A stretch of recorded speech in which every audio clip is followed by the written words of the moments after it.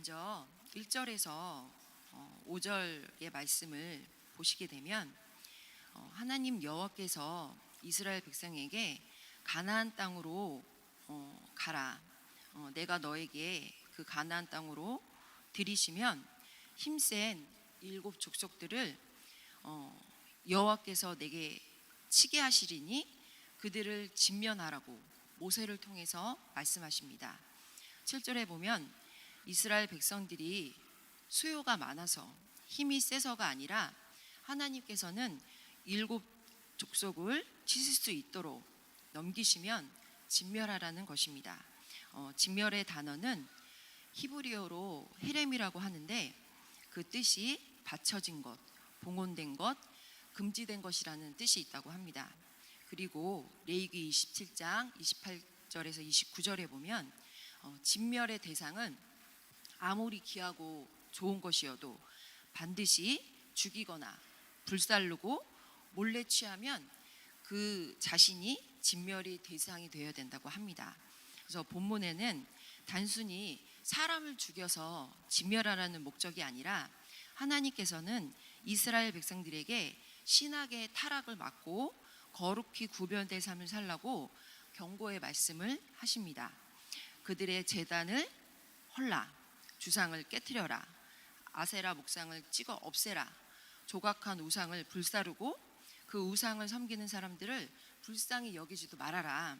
어떤 언약도 하지 말고 혼인도 하지 말라고 명령하십니다. 하나님을 모르는 이 7 족속들이 그들의 사상과 문화와 이제 우상으로 이스라엘 백성들을 미혹하고 유혹하여서 하나님을 떠나게 하고 그들이 믿는 신을 섬기게 할 수 있기 때문입니다. 저는 이 1절과 5절의 이제 본문에서 이 히브리어 헤렘, 진멸의 단어와 진멸의 단어라가 묵상되었는데요. 여기서 가나안 7 족속의 영적인 의미가 있습니다. 그 영적인 의미를 간략히 살펴보면 헷 족속은 공포와 두려움을 뜻하고 우울과 거짓을 뜻합니다. 그리고 기르가스 족속은 진흙탕을 의미하여서 혼돈과 무질서한 이제 족속들이죠. 그리고 아모리 족속은 산중에 사는 사람이라는 뜻으로 교만하고 거만하고 지식을 자랑하는 사람들입니다. 그리고 가나안 족속은 낮은 땅이라는 뜻으로 낮은 자존감으로 가난과 실패, 이제 중독이 있는 것이죠. 그리고 브리스 족속은 시골 사람이라는 뜻으로 무지하고 혈기가 많고 미움이 많고 이제 좁은 시야를 가지고 있는 사람들입니다. 그리고 히위 족속은 세상의 쾌락을 사랑하는 사람들, 예술과 음악과 스포츠와 오락을 즐기는 사람들입니다. 그리고 여부스 족속의 사람들은 질받는다는 뜻으로 억압하는 율법주의자들, 증오하고 원망하고 불평하는 이런 족속들입니다. 하나님께서는 출애굽한 이스라엘 백성들을 가나안 땅으로 들어가라고 말씀하셨다면 지금의 우리는 이제 영적인 가나안 아닌 예수 그리스도 안에서 뿌리를 내리고 예수님을 믿는 믿음 안에서 살기를 원하시고 말씀하십니다. 지금 우리에게도 이렇게 7 족속에게 있는 영적 문제가 있고 우상의 문제가 있습니다. 이것들이 무엇인지 우리가 말씀을 계속 들으면서 영적인 분별력을 가지고 저희들도 진멸해야 합니다. 우리는 연약해서 이런 것들을 알 수도 없고 또 영적 문제와 우상을 우리의 힘으로 해결할 수도 없다라는 존재입니다. 그래서 하나님께서는 우리에게 깨우쳐 주시고 가르쳐 주시고 힘을 주시고 인도하셔야지만 이 영적 문제와 이 모든 악한 우상을 진멸할 수 있다는 것입니다. 제가 12월 달에 저에게 언니를 통해서 이렇게 진멸하고 저를 깨우는 사건이 있었어요. 말씀 먼저 보시고 제가 말씀 나누도록 하겠습니다. 고린도 후서 4장 7절에서 11절의 말씀을 한번 같이 보도록 하겠습니다. 고린도 후서 4장 7절에서 11절. 제가 봉독하여 올립니다. 우리가 이 보배를 질그릇에 가졌으니 이는 심히 큰 능력은 하나님에게 있고 우리에게 있지 아니함을 알게 하려 함이라. 우리가 사방으로 우겨쌈을 당하여도 쌓이지 아니하며 답답한 일을 당하여도 낙심하지 아니하며 박해를 받아도 버림받지 아니하며 거꾸로 트림을 당하여도 망하지 아니하고 우리가 항상 예수의 죽음을 몸에 짊어짐은 예수의 생명이 또한 우리 몸에서 나타내게 하려 함이라. 우리 살아있는 자가 항상 예수를 위하여 죽음에 넘겨짐은 예수의 생명이 또한 우리 죽을 육체에 나타내려 하려 함이라. 아멘. 어떤 일이 있었냐면은 저희 막내가 저희 집에서 사는 그 무인 아이스크림 가게에서 사진을 찍어 갖고 왔어요. 그래서 엄마 이거 사진을 봐봐. 이모가 찍혔어. 그러는 거예요. 무인 아이스크림 가게에 왜 우리 언니 사진이 붙었을까? 근데 그 사진 밑에 내용을 보니까 물건을 두고 갔다는 거예요. 그래서 제가 여기 사장님하고 좀 친분이 있고 좋으신 분인 거를 제가 알고 있었어요. 그래서 이 사업장에 왜 갔지? 그리고 또 이 사업장에 피해를 주지 말아야지. 어떤 물건을 두고 왔을까? 하고서는 그 전화번호가 이제 사진까지 찍혀 있는 전화를 드렸어요. 그랬더니 이 여성 사장님분이 저한테 그러시는 거예요. 본인이냐고, 사진에 찍힌 본인이냐고. 그래서 제가 아니다. 제가 동생인데 보호자다. 저한테 말씀하시면 된다. 그랬어요. 그랬더니 이분이 한참 고민을 하시더니 그럼 얘기를 하겠다는 거예요. 결론은 저희 언니가 그 무인 아이스크림 가게에서 도둑질을 한 거예요. 거기 가서 물건을 주머니에 막 한 7, 8개를 이렇게 막 쑤셔 넣은 거죠. 그랬더니 이분이 이제 어린아이면 그냥 봐주는데 성인이니까 경찰에 신고했다는 거예요. 그래서 제가 놀랬죠. 그런 데 가서 그렇게 도둑질을 한 건 처음이니까. 그래서 사장님한테 순간 너무 잘하셨다고. 너무 잘하셨다고. 그러니까 이분이 그냥 경찰에 신고하고 말면 되는데 동네 주민일 거라는 생각을 하고 사진을 찍어서 이게 먼저 연락을 하신 거죠. 너무 감사하다고, 제가 너무 죄송하다고. 저희 언니가 성인이긴 하지만 보통 사람이 아니고 아픈 사람이다.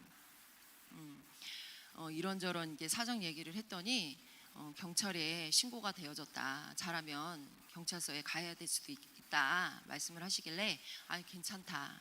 사장님 그냥 순리대로 할 거니까 걱정하지 마시라고 제가 이제 안심을 시켜드리고 전화를 끊었는데, 저희 가문에 이제 진멸해야 될 여러 가지 문제가 있지만 정신 문제가 있는 거예요. 저희 맨 처음에 보고 만났을 때 사모님께서 저한테 그러셨어요. 성도님은 이 복음 앞에 미친 듯이 달려와야 한다. 새벽 기도를 시작해라. 그래서 제가 그 말을 듣고 진짜 순종함으로 이렇게 새벽 기도를 사모하고 지금까지 복음 앞에 은혜를 받고 있는데, 이 문제를 또 통해서 하나님이 저를 뭘 깨닫게 하시는 건지 이게 기도에 이제 들어간 거죠. 그랬더니 하나님께서 알려주시더라고요. 언니를 놓치고 있었구나. 언니도 한 영혼인데 개인 사역을 언니를 해야 되거든요. 근데 제가 그걸 놓치고 있었구나 라는 것들을 하나 깨닫게 하시고, 우리 가문의 그 영적 문제, 그때도 사모님이 그러셨어요. 그 미친 듯이 안 달려오면 성도님 가문에 정신 문제가 내려온다. 제가 초신자 때 그 말을 듣고 언니 때문에 복음 만나기 전에 정말 이 문제 때문에 너무 고통이었는데 제 자녀에게 이 문제가 내려온다는 것이 너무 무섭고 두려웠어요. 그래서 제가 못 모를 때 정말 이 대물림이 흘러가지 않도록 복음 앞에 붙어 있었는데, 지금 언니가 하는 것은 흑암이 하는 거잖아요. 도둑질하고 죽이고 우리 가문의 이 정신의 그 영적 싸움에서 진멸을 해야 되는데 제가 깨어있지 못했구나 하면서 이 흑암결박 기도를 안 했구나, 예수의 보혈의 피를 안 바르고 언니 사역을 안 했구나, 이런 것들을 깨닫게 하셨어요. 그래서 집중 기도하기 이제 시작한 거죠. 그랬더니 언니는 제가 이제 사역을 데리고 다니기도 하고 또 이제 예배도 데리기도 다니기도 하는데 집에서 혼자 있는 시간이 너무 많은 거예요. 그랬더니 멍하게 밖에를 이제 바라보는 시간이 많은 거죠. 그래서 저도 이제 고민을 하고 있었는데 이런 일이 터진 거예요. 그래서 집중 기도를 하는데 하나님, 저희 언니를 어떻게 할까요? 했더니 이 정신보건센터라고 나라에서 하는 이 센터가 있어요. 이런 분들을 모셔다가 교육도 하고 또 놀러 가기도 하고 또 작은 이제 소일거리도 주면서 소통하는 그런 곳이 있어요. 아, 거기를 한번 보내봐야 되겠다. 계속 이게 성령 인도가 왔다면 거기 문이 열리겠다 하면서 기도하고 또 이제 갱신해야 될 언니하고 이제 개인적인 이제 사역을 했죠. 그랬더니 역시나 저희 이제 아이들이 또 그걸 보고 말씀 보니 이모가 또 좋아졌네 하는 거예요. 그래서 말씀을 또 통독하고 나누고 사역을 했더니 거역하고 또 화를 내고 막 했던 것들이 많이 순해지는 거예요. 그래서 제가 또 이제 가족에게 모여서 또 이런 것들을 소통하고 이제 중보기도 하는 시간을 또 가졌어요. 그리고 또 그 전에 또 저희 교회에 한 집사님이 연락이 온 거예요. 청소를 하고 봤더니 놓았던 물통하고 여러 가지 이제 음료수 병들이 없어진 거예요. 그랬더니 봤더니 저희 언니가 가방에 막 그거를 담고 있었다는 거죠. 그래서 집사님 그거 제 건데, 그랬더니 막 하고 승질을 내더래요. 그랬더니 아니 그 집사님 제 건데요. 그랬더니 또 승질 내면서 막 가더래요. 그래서 제가 이거는 안 되겠다. 이거는 나 혼자만의 기도로 끝날 것이 아니라 이 가문의 위기가 온 것 같은, 이렇게 위기가 온 것 같은 느낌, 영적인 이제 느낌이 들면서 다 모아놓고 이거를 같이 합심하여 싸워야 되겠다. 그래서 아이들과 남편을 불러다가 이제 설명을 하기 시작했어요. 그 전에도 많이 설명을 했는데 창세기 1장, 2장, 3장의 이 악한 흑암에 대해서 이모는 영이 잡혀 있다. 영이 잡혀서 이 혼의 세계에서 분별이 안 된다. 도둑질해야지 말아야 될 것들을 도둑질하고 화를 내야지 말아야 될 것들에 화를 내고 거역을 하고 있다. 이거는 영적인 일이다. 우리가 이 영적인 가문의 영적인 싸움에 이제 엄마 혼자 열심히 했지만 너희들도 같이 동역을 해줘야 된다. 그리고 너희들이 이 사명을 너희들도 받아야 한다. 안 그러면 이 가문의 영적인 문제가 너희들에게 넘어가고 니네 후대들에게 넘어간다.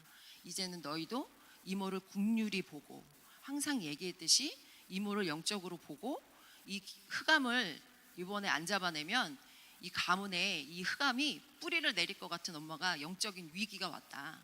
너희들도 중보 기도를 해줘라. 반드시 이 고비를 넘겨야 된다. 이 고비를 넘기지 않으면 이모를 정신병원에 보낼 수는 없지 않냐. 정신병원에 보내는 게 해결이 아니다. 이번에 반드시 이기자 하면서 이제 중보 기도를 하고 나눴더니 언니가 많이 좋아지는 거예요. 그리고 그 아름다운 세상이라는 곳에 가서도 적응을 잘하는 거예요. 그래서 역시 예수의 죽음을 몸에 짊어지는 예수의 생명이 우리의 몸에 나타나려 함이고, 예수를 위해서 죽음에 넘겨짐은 예수의 생명이 우리의 육체에 나타나려 합니다. 제가 말씀을 주는 선지자로 또 긍휼히 봐야 된다는 그 마음으로 또 언니를 흑암을 꺾는 기도로 지키고 보호했더니 흑암이 꺾이고 우리에게 정말 이 심히 큰 능력은 하나님에게 있고 우리에게 있지 않음을, 정말 이 그리스도의 이 직분이 삶 속에서 녹아져 내리고 삶 속에서 적용될 때 정말 흑암이 꺾이는 것을 또 한번 보게 되었습니다. 저희들이 이제 6절과 11절까지의 말씀을 또 보시겠습니다. 또 모세를 통하여서 하나님이 말씀하시는데요.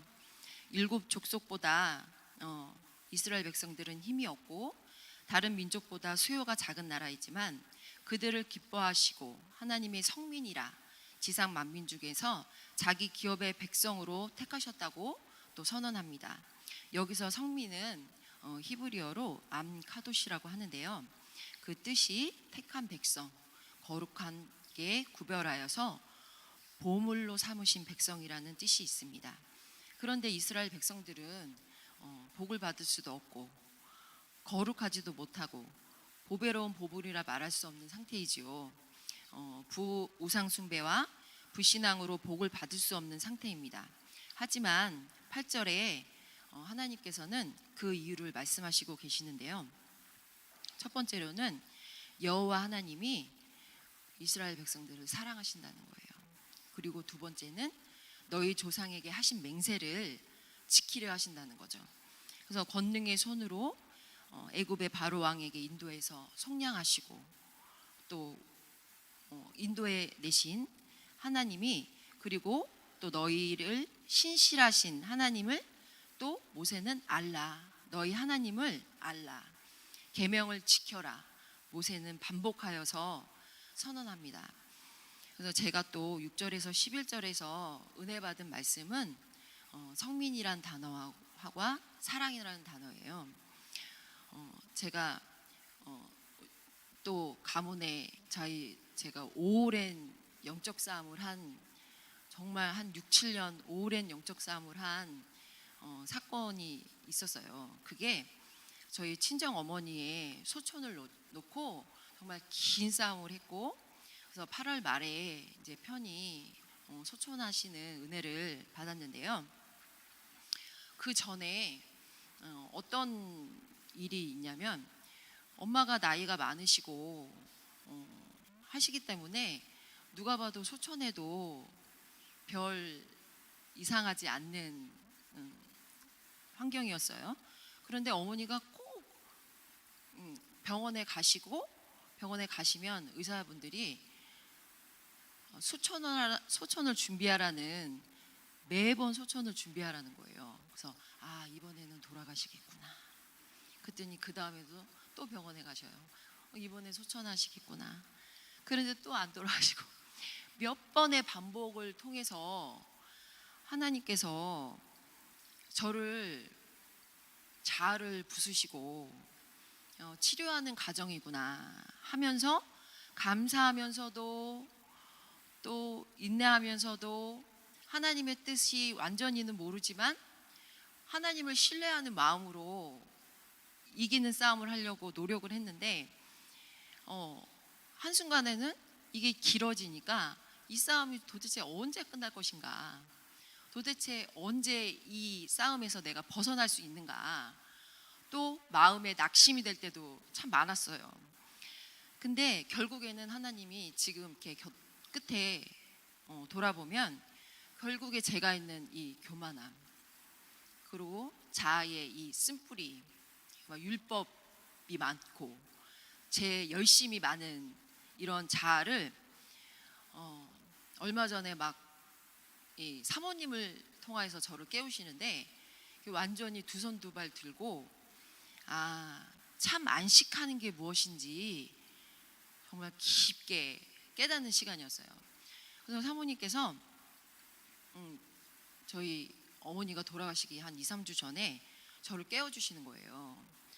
뉴스에서 이렇게 나오는데 요양병원의 이야기를 해주시면서, 요양병원의 사람들이 얼마나 무지막지하게 노인을 대하는지 아느냐, 권사님은 윤리도덕이 너무 많다, 그 요양의 사람을 왜 좋게만 보고 있고 영적 싸움을 못하고 있냐, 빨리 모시고 와서 그 고통에서 벗어나게 해드리자, 이렇게 말씀하시는 거예요. 근데 그 말이 눌리기도 했지만, 이번에 이 고비를 못 넘어가면 정말 사단이 임박을 것 같은 거예요. 정말 이기지 못할 것 같은 거예요. 그래서 제가 그 전에 긴 싸움 속에서 제가 이렇게 묵상을 이제 하면서 기도를 하는데 제가 어떤 상태였는가 이렇게 묵상이 되어지는 거예요. 봤더니 믿음이 없더라고요. 엄마를 데리고 와서 돌아가시게끔 할 수 있는 믿음이 없었던 것 같아요. 그 깊은 내면에 어떤 생각을 하고 있을까 봤더니 제 생각이 많은 거죠. 집도 좁고 아이들도 케어해야 되고 제 속에 엄마를 사랑하는 마음과 엄마를 긍휼히 보는 마음이 없었던 것 같아요. 그러니 하나님이 일을 안 하시는 거죠. 그래서 하나님이 사모님을 또 계속 쓰시더라고요. 저를 계속 기도하시게 옆에서 깨워주시고 기도할 수밖에 없도록 옆에서 계속 이야기해 주시고 그래서 돌아가시기 2, 3주 전에 집중 기도를 시작했어요. 그래서 이 싸움에서 반드시 이겨야 한다. 막 집중 기도를 하니 사단이 얼마나 저를 힘을 빠지게 하고 영적 싸움을 붙게 하는지 이 영적인 몸살이 오는 거예요. 그냥 독감 걸리고 몸살이 오는 이 몸살이 내 기분이 아니에요. 영적인 싸움이 붙으면 막 이 영혼육이 막 찢어질 것 같아요. 그래서 이 영적인 몸살이 오는데 막 사역을 하고 가는데도 제 마음에는 이 영적인 싸움을 하고 있고 막 몸살이 오는데 사역은 가야 돼요. 근데도 제가 이 영적인 싸움 속에서 이런 기도밖에 안 나오더라고요. 하나님, 저는 아무것도 아니라고, 저를 붙드시라고, 저에게 힘을 주시라고, 하나님이 사역하시라고, 계속 저는 아무것도 아니니 하나님 하시라고. 기도 제목도 길게도 안 나와요. 그냥 하나님 하세요. 하나님이 하세요. 저는 힘이 없어요. 이렇게 며칠 이렇게 지나는데 어떤 이제 간증을 하나 듣게 된 거예요. 그랬더니 그분이 우리가 하나님의 영광에 이르기까지 우리와 계속 하나님께서는 교제하시고 성장하시기를 기대하시는 하나님에 대해서 이제 소개를 하시는 거예요. 그러면서 그분의 말씀이 하나님께서는 우리를 자기 백성 삼으셔서 우리가 성장하기까지 절대로 포기하지 않으시고 하나님의 포기하지 않겠다는 그 의지와 계획이 은혜고 사랑이라는 거예요. 그 순간 제게 마음에 하나님이 만나주시더라고요. 어떤 단어에 제가 마음이 왔냐면 하나님께서는 우리를 성장하시기까지 절대로 포기를 안 한다는 거예요. 이 포기라는 단어에 제가 엄청 깨달음이 왔어요. 저는 엄마를 어쩔 때 포기하고 싶고 무거워서 놓고 싶고 외면하고 싶고 그런 적이 좀 있었거든요. 근데 하나님은 저를 포기하지 않으신다는 거예요. 참 여기서 제가 하나님의 정말 사랑을 많이 느꼈던 것 같아요. 어떻게 말로 표현할 수 없는 사랑이 그때 물밀듯이 이렇게 들어오는 거예요.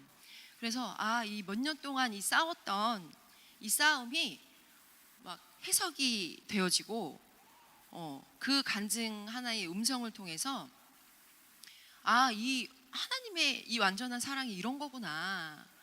그 전에도 하나님의 은혜를 받아서 사랑이라고 깨닫게 했던 것들하고의 사랑이 아니라 너무 깊은 사랑인 거죠. 너무 말로 표현할 수 없는 사랑이 저한테 이렇게 느껴지는 거예요. 그래서 제가 이 계기를 통하여서 이길 수 있는 힘을 얻었어요. 그래서 제가 이스라엘 백성들처럼 믿음도 없고 정말 연약한 자녀인데 주님께 붙어 있으니 저를 성장하게 하시려고 이런 문제를 주셨구나. 정말 이 문제가 제 입으로는 감사한다고 했는데 정말 감사가 나오더라고요. 그러더니 그 이후에 한 이틀 후쯤에 그냥 거의 식물인간처럼 누워 계시던 엄마가 병원에 전화가 왔어요. 갑자기 상태가 갑자기 안 좋아지셨다는 거예요. 그래서 제 마음에는 이미 너무나 평안한 상태였어요. 그냥 아무 생각이 없었어요. 하나님이 하세요. 저는 없으니 하나님 하세요 하고 있었기 때문에, 그래서 편안한 상태로 계속 이렇게 있었는데, 어느 날 어떤 모임에서 어떤 권사님이 그러시는 거예요. 권사님 어머니가 정말 주일날만 아니고 소천하셨으면 좋겠다, 이 말씀을 하시는 거예요. 근데 제가 이렇게 말씀을 드리게 됐더라고요. 아니에요 권사님, 아무 때나 아무 시간이나 상관없다. 주님께서 가장 좋게 하실 거를 제가 믿고 있다. 이렇게 이제 고백을 하고 나니까 그 주간 일요일 날 소천하시더라고요. 그래서 그 일요일 날에도 목사님이 이제 집례를 하러 오셔야 되잖아요. 근데 그날 여호수아가 군대를 가는 날이더라고요. 참 시간도 딱 맞게 아침에 이렇게 소천을 하시고 장례 절차를 잘 밟았어요. 그래서 제가 이 말씀을 준비하면서 어떻게 이 하나님께 받은 사랑을 좀 표현하고 또 고백을 할 것인가, 제가 기도를 하면서 준비를 했어요. 제가 너무 표현이 부족한 사람이라, 하나님 이거 어떻게 이 강단에 나와서 하나님의 사랑을 전하여야겠냐. 그랬더니 요번에 주 성가대 찬양을 하시는데요, 제가 깜짝 놀랐어요. 제 마음에 합한 말이 나오더라고요. 노랫말이 나오더라고요. 그래서 그 곳에 보면은 나 표현하리라, 나 고백 못해도 나 고백하리라 하면서 나 표현하리라, 나 표현 못해도 나 표현하리라, 나 고백 못해도 나 고백하리라 하면서 후렴부에는 그 사랑이 얼마나 아름다운지, 그 사랑 얼마나 나에게 부욕해 하는지, 그 사랑이 얼마나 크고 놀라운지, 그 사랑이 얼마나 나를 감격하게 하는지, 이 가사가 정말 제 마음 속에서 표현하고 싶은 가사더라고요. 얼마나 부요하고 하나님의 사랑이 크고 놀랍고 하나님의 그 은혜가 크고 놀라운지 이거를 이렇게 표현하면 되겠다. 그래서 그 가사에 감격하고 마음에 담아서 고백해야 됐구나, 이런 생각을 했었어요. 그래서 아무것도 아닌 하나님, 우리를 하나님이 사랑하셔서 성민이라 하시는 하나님께 우리는 어저께 목사님이 말씀하셨듯이 주께로 더 가까이 가기를 이제 힘써야 하는 것이죠. 그래서 저도 2024년도에는 첫 번째 기도 제목이 정말 이제 말씀 묵상을 좀 깊게 하자. 그리고 이렇게 나와서 말씀을 나누고 또 사역을 해야 되는데 말씀 준비를 평상시에 좀 체질되게 하자. 그리고 저에게 하나님 담대한 영권을 달라고.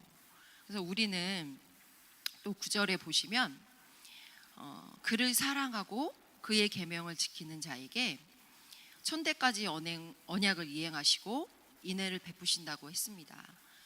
그리고 또 미워하는 자에게는 당장 보응하신다고 하십니다. 우리에게 명하신 이 명령과 규례와 법도를 우리는 잊어먹어서는 안 되고 주님의 이름을 높이는 보배로운 성민이라, 칭찬받는 성민이라 되시기를 저와 여러분이 되시기를 소망하고, 2024년도에 목사님이 계속 말씀하시는 영적인 성장과 도전 안에 저희들이 합한 자가 되어서 하나님을 기쁘시게 하는 저와 여러분이 되기를 소망합니다. 기도합니다. 하나님 아버지, 우리를 하나님의 성민이라 택하시고 속령하여 주시고 사랑하여 주심에 감사드립니다. 우리에게 남아있는 우상과 악한 흑암을 영안을 열어주시어서 예수 그리스도의 이름으로 진멸하게 하시고 하나님 알기를 가까이하여 친밀하여져서 좌우로나 우로나 치우치지 않고 성령 인도받는 거룩한 성민 되게 하여 주시옵소서. 그리고 우리에게 후대에게 복음을 계승하는 사명을 주셨으니 큰나무 교회의 모든 성도들에게 후대를 세우는 사명을 허락하여 주시고 또 세워 주시옵소서. 감사드리며 예수님의 이름으로 기도드립니다. 아멘.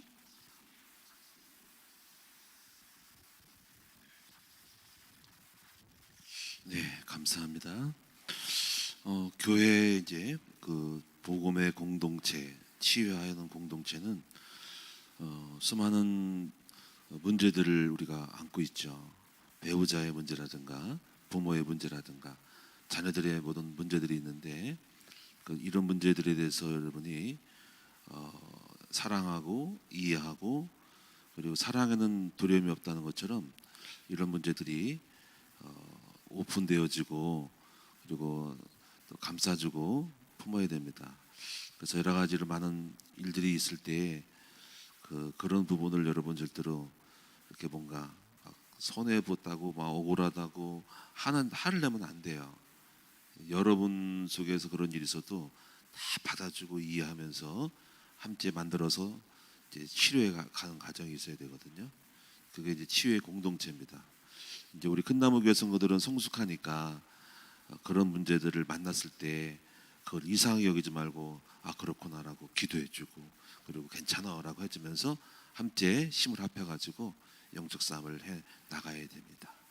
그래서 오늘 우리 큰나무 교회가 성숙하니까 그래서 이걸 율법으로 뭐 정죄하고 막 비난하면 안 돼요. 절대로 하면 안 됩니다. 왜냐하면 우리는 그런 문제들이 다른 사람의 것이 아니라 우리의 문제일 수 있거든요. 저도 이제 우리 에스더가 있었고 또 우리 바울이 있었지만은 그런 문제들을 분명히 품고 가면서 함께 사랑하고 이해하고 싸워줄 수 있는 이것이 교회 공동체의 아름다움인 거예요. 그래서 전혀 이상하지 않고 여러분 함께 기도해 주면서 혹시 여러분 우리 교회 안에서 또 뭔가 이렇게 또 잘못된 일이 있어도 그거를 갖다가 막 비난하고 정죄하고 아우 나 이놈의 교회 싫어 예? 하고 교회 떠나가 얼마나 어리석은 사람입니까 어린아이가. 그게 되면 안 되는 거예요. 그래서 여러분들이 사랑하고 이해해주고 불쌍해주고 격려해주고 힘을 합해가지고 함께 우리들의 문제를 해결해 나가는 거지. 할렐루야. 한 마디만 더 하면은 어제 신문에 그 남정길이라고 경기도 지사였는가 인천지사였는데 이 아들이 마약을 한단 말이야. 마약을. 근데 이제 이 사람이 이제 정치인인데 부인이 도망가 버렸고요.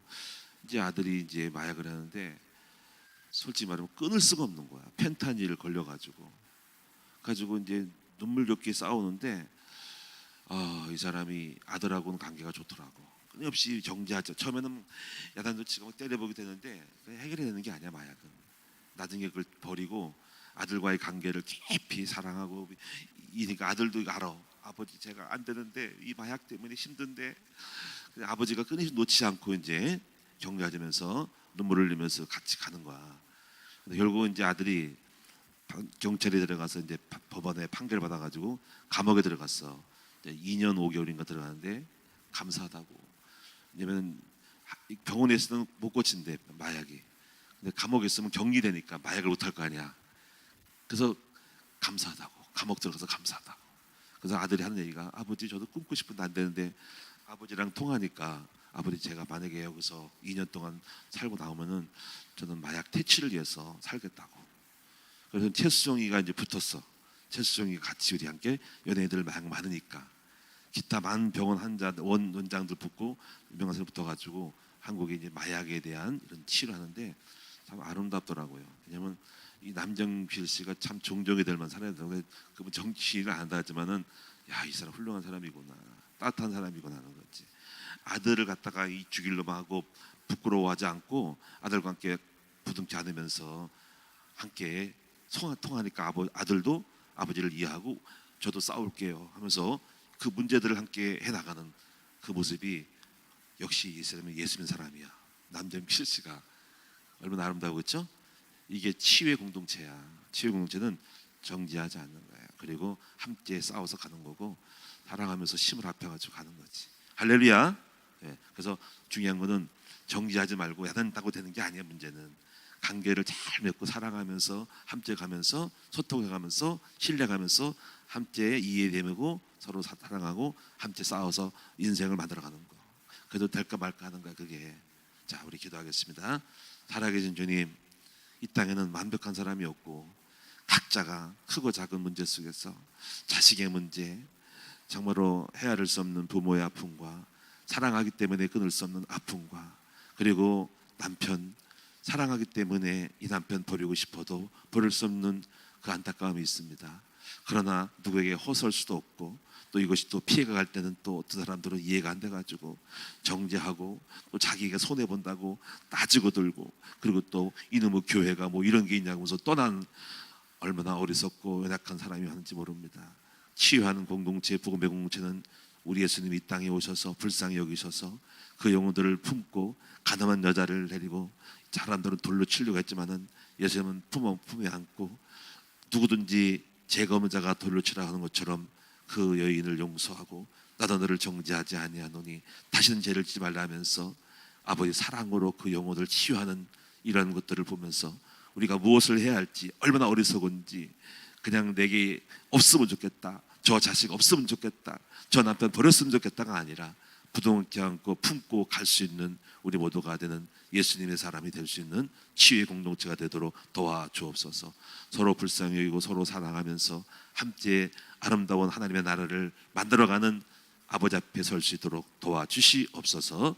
우리 강수연 권사님을 축복하며 그리고 아버지 또 이제 또 여동생을 축복해 주시기 원하며 가족 안에서 겪는 모든 것의 싸움 속에서 반드시 승리하며 최선을 다하도록 도와주시옵소서. 오늘도 승리하며 아버지 우리가 함께 눈물을 흘리며 기도할 때에 우리 주변의 수많은 영혼들을 불쌍히 여기고 그들을 도와줄 수 있는 목장이 되어지기를 원하고 교구가 되어지기를 원하고 교회가 되어지기를 원하여서 주님 앞에 쓸 때까지 부끄러움 없이 설 수 있는 치유하는 공동체가 되도록 도와주옵소서.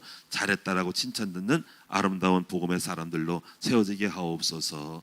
아버지 감사합니다. 우리 모든 성도는 성숙하고 정죄하지 말고 품고 이해하면서 감싸면서 살아가는 우리 모두가 되게 하여 주옵소서. 그러므로 안심하고 어떤 사람에도 다 와서 큰 나무교 안에서는 이해되고 사랑하여서 치유하는 함께 싸워져가는 우리 모두가 될 줄로 믿습니다. 오늘도 예물 드렸습니다. 사랑하는 성도들도 물질도 필요합니다. 아버지 물질에 복도 주시고 또 부유함도 주셔서 가난 때문에 아파하고 슬퍼하지 않도록 만들어 주시옵소서. 지금도 한자들 가운데서 아파하는 사람도 있고 사업이 어려운 사람도 있는데 주님이 그들을 불쌍히 여기시고 힘을 주시고 24년도에는 기적으로 일어나서 걸을 수 있도록 도와주옵소서. 오늘도 우리의 중보기도를 통해서 우리 현장이 아름답게 변화되게 하여 주옵소서. 예수님의 이름으로 축복하며 기도하옵나이다.